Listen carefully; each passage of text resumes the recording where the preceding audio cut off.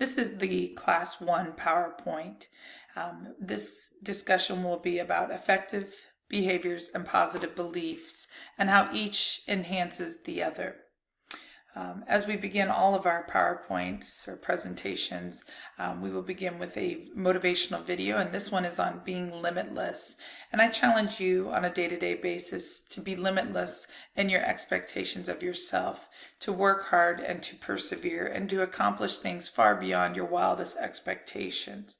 I encourage you to watch this video, and hopefully you'll get some inspiration from the words of others. As you progress forward in your PowerPoint, you'll notice our quote of the day. And the quote this PowerPoint is, "There are no shortcuts to any place worth going." So think about your goals that you have for yourself, either at Daytona State or beyond, as you look towards your career. And know that there aren't going to be any shortcuts that you can take along the way. You're going to have to put in a lot of hard work, commitment, and dedication to your goals. But I can promise you, if you do that, you will accomplish your dreams and your expectations for yourself. On this next slide, you will find a little pyramid of success, and the author of this pyramid of success is John Wooden. John Wooden is best known for his number of national titles that he won at UCLA as the men's basketball coach.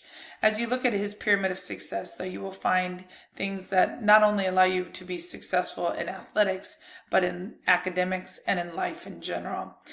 Things like enthusiasm. I say you have to attack each day with an enthusiasm unknown to mankind. You also have to develop friendships and relationships along your journey. You need to be loyal. You need to develop and fine-tune your skills so that you can have success in life. So if you have the opportunity, take a look at that pyramid of success and see how you can utilize many of those pillars of success that Wooden has scripted there. Additionally, on the right side, you'll notice some questions. These questions correlate with the author of On Course, his little story about his journey to writing the textbook On Course. Right before chapter 1 begins in the textbook, you will find a little insert about Skip Downing, your author. And I encourage you to read this little insert and answer these questions. There's questions for both paragraph 1, paragraph 2, 3, and 4, and then 5. Take some time to read that and gain an understanding of why Skip Downing wrote the text and how it can benefit you as a student. You'll hear me say this often, as I already have in previous PowerPoints or presentation videos. Success is your choice. Success is staying on course until you reach your goals or desired outcome.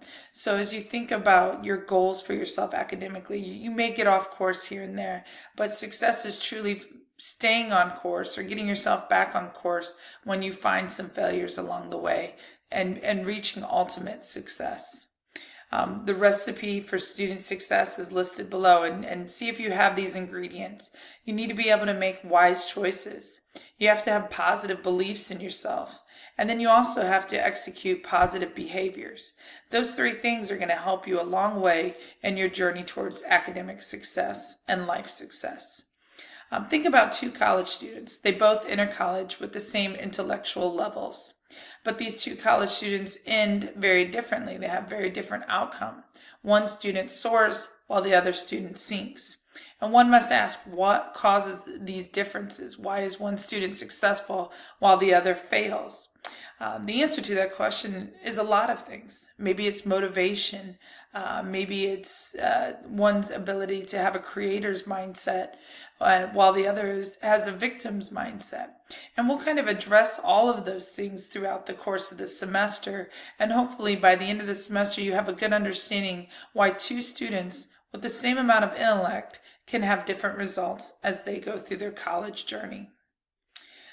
Do beliefs cause behaviors, or do behaviors cause beliefs? This is similar to the little picture of what came first, the chicken or the egg. As we think about effective behaviors, when we are successful in life, we build on that with more positive beliefs. We start to believe in ourselves and what we're capable of. And these positive beliefs then lead to effective behaviors. And it's this cycle of success. One leads to the other. Think about this. Up until May 6, 1954, no one had ran a sub 4-minute mile. Now, after May 6, or on May 6, Roger Bannister was the first.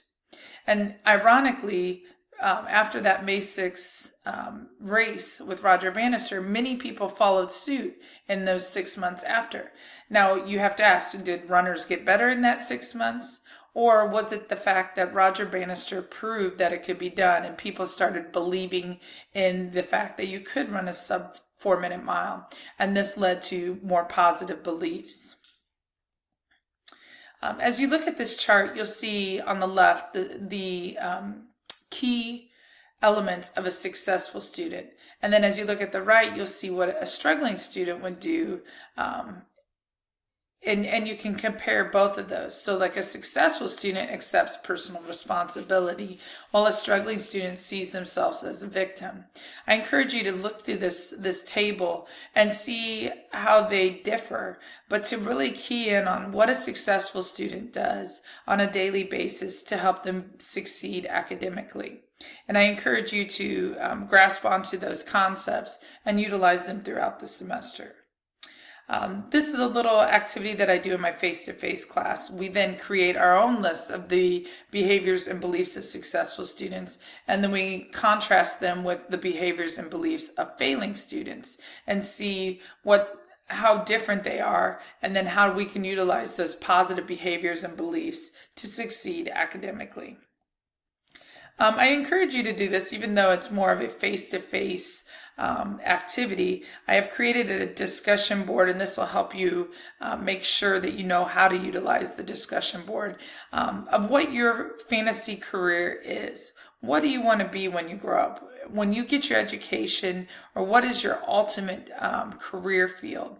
If you can put that in the discussion board, it would be great to see where we're all coming from as we are seeking out our academic goals throughout this semester and beyond.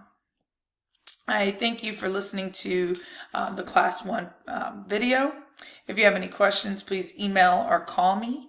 And I encourage you to see success as a choice and to choose wisely on a day-to-day basis as you seek personal excellence